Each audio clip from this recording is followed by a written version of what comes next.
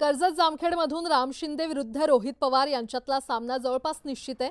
विधान परिषद सोडून आता राम शिंदे रोहित पवारांच्या विरोधात मैदानात उतरणार हे जवळपास निश्चित झालंय।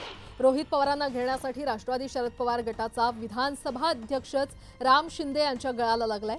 शरद पवार गटाचे विधानसभा अध्यक्ष मुदकर आबा रायबाग भाजपमध्ये प्रवेश करणार आहेत, तर शिवसेना ठाकरे गटाची संपूर्ण तालुका कार्यकारिणी देखील भाजपमध्ये सामील होणार आहे। 2019च्या पराभवाचा बदला घेण्यासाठी राम शिंदेंकडून जोरदार मोर्चे बांधणी सुरू आहे।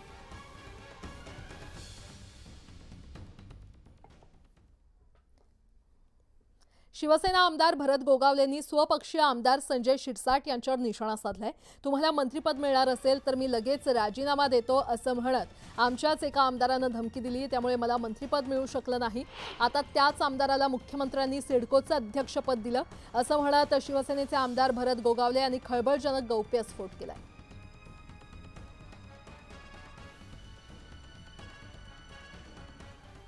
साहेबांनी आम्हाला विचारलं असेल काय करायचं। एक जण बोलला मी 12 वाजता राजीनामा देतो, त्याला समजावला, बोलला तुम्ही मंत्रिमंडळाची शपथ घेतली का? मी 12 वाजता राजीनामा देतो म्हणून साहेबांनी कदाचित त्याला आता शिडकोचं चेअरमन पद केलं। लक्षात त्यानंतर एक किस्सा तर एवढा मोठा आहे, लढा सांगायला पाहिजे, कळायला पाहिजे। बोले की आता काय करू शेठ, तर मला मंत्रिपद नाही भेटलं तर माझी बायको आत्महत्या। आमच्या बायकोची काय